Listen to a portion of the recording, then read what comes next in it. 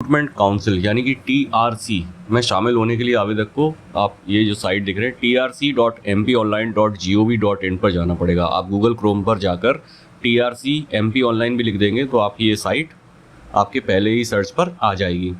यहाँ आपको आगे मैं बताता जाता हूँ। यहाँ आपको सीधे आना है लॉगिन पर। यहाँ आपको कैंडिडेट लॉगिन पर क्लिक करना है।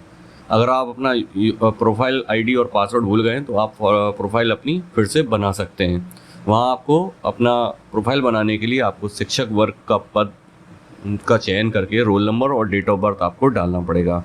उसके बाद मोबाइल नंबर या ईमेल ID में से किसी एक को आपको सिलेक्ट करना पड़ेगा। उसके बाद आपको मोबाइल नंबर जो आपने रजिस्टर कराया था उस पर एक OTP प्राप्त होगा। उसके बाद अपना पासवर्ड बना सकते हैं। एक बार पासवर्ड बनने के बाद आपको यहाँ पर यूज़र लॉगिन का ऑप्शन आएगा। वहाँ आपको जाके लॉगिन करना है, अपना रोल नंबर और पासवर्ड डालना है और यहाँ से ऊपर से सिलेक्ट करना है आप माध्यमिक के लिए सिलेक्ट कर रहे हैं या उच्च माध्यमिक के लिए आपको सिलेक्ट करने हैं। जैसे ही आप लॉगिन करेंगे तो आपकी ये पूरी प्रोफाइल इस तरीके से आपको दिखाई देने लग जाएगी। एक डेमो प्रोफाइल, यहाँ आपको एक फ़ोटो दिखाई दे रही होगी, एक डेमो प्रोफाइल है। यहाँ आपको आपकी फ़ोटो दिखाई देगी और आपकी पूरी जानकारी जो आपने उस समय फॉर्म में भरी थी वो पूरी यहाँ पर दिखने लग जाएगी। अब इस जानकारी को आपको कुछ नहीं करना है। लेफ्ट साइड में अगर आप देखेंगे तो यहाँ बहुत सारे विकल्प आ रहे होंगे। तो यहाँ आपको जाना है, सबसे पहला जो ऑप्शन हमको काम करना है वो काम करना है आपको अपना यहाँ जाना है और सिलेक्ट डॉक्यूमेंट वेरिफिकेशन डिस्ट्रिक्ट। सबसे पहला जो चीज़ है वो आपको करना है, डॉक्यूमेंट वेरिफिकेशन डिस्ट्रिक्ट आपको सिलेक्ट करना है। तो जिस ज़िले में आप अपना डॉक्यूमेंट वेरिफिकेशन कराना चाहते हैं वो आपको ज़िला यहाँ पर सिलेक्ट करना है। जब आप इस यहाँ पर सिलेक्ट पर क्लिक करेंगे तो पूरे ज़िलों की लिस्ट आ जाएगी। उन लिस्ट में से आपको वो ज़िला आपको वहाँ पर करना पड़ेगा, सिलेक्ट करना पड़ेगा। जैसे ही आप ज़िला सिलेक्ट कर लेंगे उसके बाद आपको क्लिक करना है ये डॉक्यूमेंट अपलोड। ये पहला ऑप्शन तो ये था। दूसरा ऑप्शन हमारे पास आएगा डॉक्यूमेंट अपलोड का। डॉक्यूमेंट अपलोड पर आपको करना है क्लिक।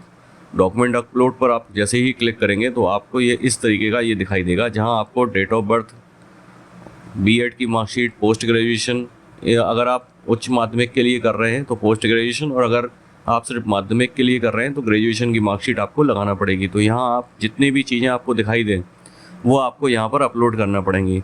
अगर आप अधिकतर केस में आपको यहाँ पर 10th की मार्कशीट, 12th की मार्कशीट और आपकी ग्रेजुएशन की मार्कशीट के अलावा B.Ed की मार्कशीट, और इसके अलावा अगर आपने अपना नाम चेंज किया है आपने विवाह के बाद तो वो एक नोटरी का आपको सर्टिफिकेट आपको अपलोड करना पड़ेगा। और अगर आपने नेम चेंज नहीं किया है तो उस केस में आपको वो भी अपलोड नहीं करना है।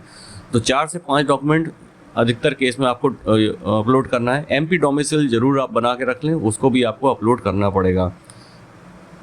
जैसे ही आप अपलोड कर दें सभी चीज़ें, उसके बाद आपको यहाँ पर प्रोसीड फॉर रजिस्ट्रेशन पर आपको क्लिक करना पड़ेगा। यहाँ आपको एक चेक बॉक्स दिखाई देगा, उसके बाद आपको प्रोसीड फॉर रजिस्ट्रेशन पे आपको क्लिक करना पड़ेगा। जिन जिन दस्तावेजों पर स्टार लगा है उनको आपको अनिवार्य रूप से अपलोड करना पड़ेगा। और अगर आप आयु संबंधित या आरक्षण का लाभ लेना चाहते हैं तो अन्य दस्तावेज भी आपको अपलोड करना पड़ेंगे। दस्तावेज अपलोड होने के बाद चॉइस फिलिंग की प्रक्रिया की जाएगी। तो चॉइस फिलिंग की अभी डेट नहीं आई है। चॉइस फिलिंग की प्रक्रिया करने के लिए आपको स्कूलों की प्राथमिकता देना पड़ेगी कि कहाँ कहाँ वो अपनी पोस्टिंग पाने के इच्छुक हैं। कम से कम एक विकल्प का आपको चयन करना ही होगा। यदि आवेदक एक से ज़्यादा विषय में पात्र होने के साथ साथ प्रावधिक चयन सूची में या प्रावधिक प्रतीक्षा सूची में है तो ऐसी स्थिति में प्रति विषय की अलग अलग चॉइस फिलिंग करना अनिवार्य होगी। यानी कि अगर आप देखिए मैथमेटिक्स में भी एलिजिबल है, साइंस में भी आप पास हो गए तो दोनों की अलग अलग आपको वो करना पड़ेगा। तो अभी फ़िलहाल तो मैं साइंस के लिए तो मना ही हो गया है शायद, और मैथमेटिक्स के लिए लेकिन अभी ओपन है। तो साइंस के लिए आप चॉइस फिलिंग कर सकते हैं, लेकिन एक बार डेट आएगी उसके बाद ही आप ये सब चीज़ें कर सकते हैं। तो अभी फ़िलहाल तो सिर्फ डॉक्यूमेंट वेरिफिकेशन के लिए आपको इन्फॉर्मेशन दी गई है। तो डॉक्यूमेंट वेरिफिकेशन आप उसको अपलोड कर दें, और हाँ 16 तारीख से पहले तक पूरे डॉक्यूमेंट आप अपलोड कर दें। 16 तारीख के बाद आप अपलोड नहीं कर पाएंगे और आप चेंज भी नहीं कर पाएंगे। तो 16 तारीख तक आप अगर चेंज करना चाहते हैं, कोई मार्कशीट आपकी गलत अपलोड हो गई या कुछ हो गया, तो वो भी आप इसमें चेंज कर सकते हैं 16 अक्टूबर 2022 से पहले। तो ये सब करने के बाद आप इसकी रिसिप्ट आपकी जनरेट हो जाएगी, और उसके बाद अगला जब विकल्प आएगा इसका चॉइस फिलिंग का तो उसके बारे में भी मैं आपको बताऊंगा। तब तक आप ये चीज़ें करके रख लें। यदि आपको डॉक्यूमेंट अपलोड करने में कोई समस्या आए या आप डॉक्यूमेंट जब PDF बना रहे हैं तो उसमें कोई दिक्कत आ रही है, देखिए आप सबसे पहले तो मोबाइल से अगर आप स्कैन कर रहे हैं तो एडोब PDF जो स्कैनर आता है, एडोब स्कैनर, उसका आप उपयोग करें, जिससे आपकी एक अच्छी क्वालिटी की वो फोटो को स्कैन करेगा पीडीएफ में। उसके बाद आपको क्या करना है, वो पीडीएफ को आप कंप्यूटर पर डाउनलोड कर लें। अगर आप नहीं कर पा रहे तो आप उसे व्हाट्सएप से भेज दें और व्हाट्सएप से उसे डाउनलोड कर लें, तो जिससे आपकी वो जो फाइल है मोबाइल में वो आपके कंप्यूटर में आ जाएगी। उसके बाद आप साइट खोलिए ilovepdf.com। वहां आप चाहें तो अपनी जो पीडीएफ साइज, अगर आपकी साइज बड़ी हो रही है पीडीएफ फाइल की, तो उसको आप छोटा बना सकते हैं। यहाँ आपको जो पीडीएफ की फाइल की साइज है वो 400 केबी से छोटी रखना है, मैक्सिमम 400 केबी तक रखना है। तो अगर आपकी 400 केबी से बड़ी हो रही है तो आप उसको छोटा भी वहां से कर सकते हैं। उसके बाद ही आप इसको अपलोड करें।